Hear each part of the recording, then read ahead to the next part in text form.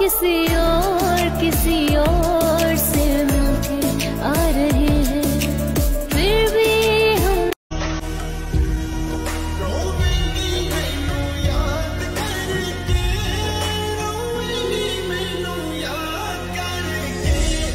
আপনাকে আমি চাইলেও ভুলতে পারবো না, কারণ আপনি আমাকে অনেক দুঃখ দিয়েছেন।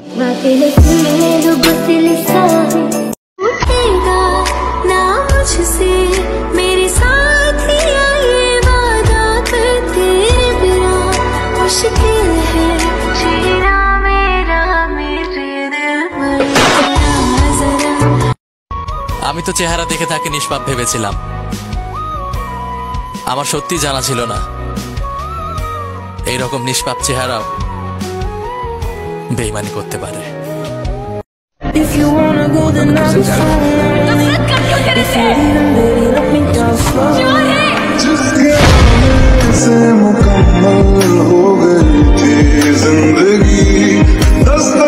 আচ্ছা ঠিক আছে, আমি খারাপ, আমি বেঈমানি করেছি আর আমি তোমাকে ছেড়ে দিয়েছি। এবার খুশি তো?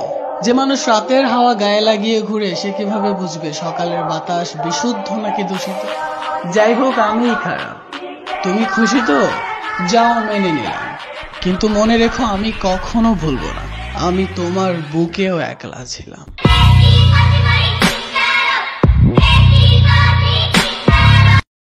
বাস্তবতা তো এটাই, নতুন মানুষ পেলে পুরান মানুষের কদর কমে যায়।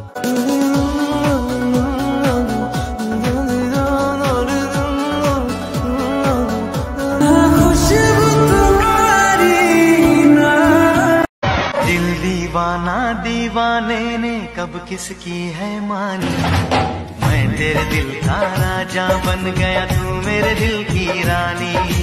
तो लफ्जों में लिखती मैंने अपनी একটা কাজ করো, তোমার প্রবলেমকে আই লাভ ইউ বলে দাও, হয়তো তোমার প্রবলেমও তোমাকে ছেড়ে চলে যাবে।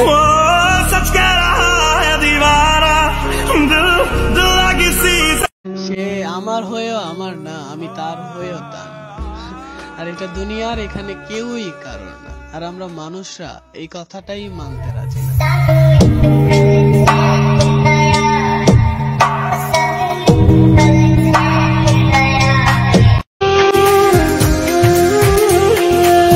বড় বেঈমান, দিল বড় বেঈমান, তোমায় নিয়ে গাইবো না আর নতুন গান।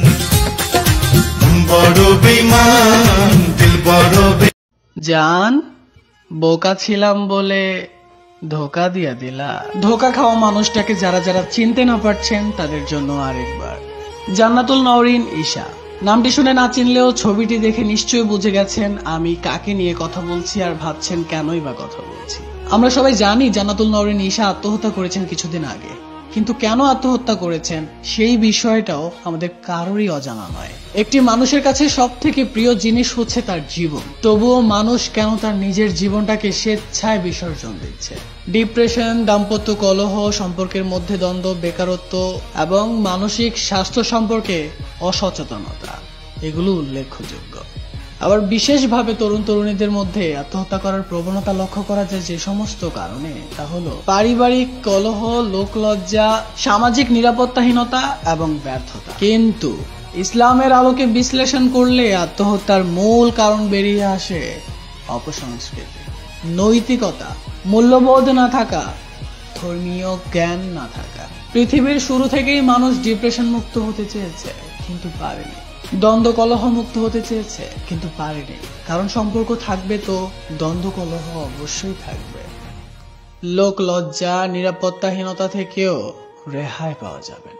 সমাজ আছে তো লোক লজ্জা থাকবেই, আর নিরাপত্তা কে দিবে কাকে? সুতরাং এগুলো মিটাতে না পারলে এই আত্মহত্যার প্রবণতা বন্ধ করা যাবে বললে যুক্তির ধোপে টিকবে না।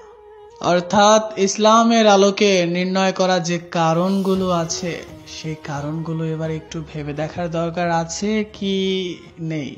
আমার তো মনে হয় আছে। সংস্কৃতির নামে কিছু অপসংস্কৃতিতে ধারাতে চলছে, মুসলিম হয়েও হিন্দু ধর্মের প্রতি আকৃষ্ট হয়ে যাচ্ছে, আত্মহত্যা একটা ফ্যাশনেবল ট্রেন্ড বানিয়ে দেওয়া হচ্ছে। যে মেয়েটা মারা গেছে ইতিমধ্যে তার টিকটক প্রোফাইল চেক করা হয়ে গেছে। প্রত্যেকটা মেয়েকে উদ্দেশ্য করে বলছি, একবার ভেবে দেখো তুমি আজকে মারা গেছো আর রেখে গেছো তোমার প্রোফাইলে কোমর দোলানো, বুকের ওড়না সরানো, অনেক অনেক হট অ্যান্ড সেক্সি।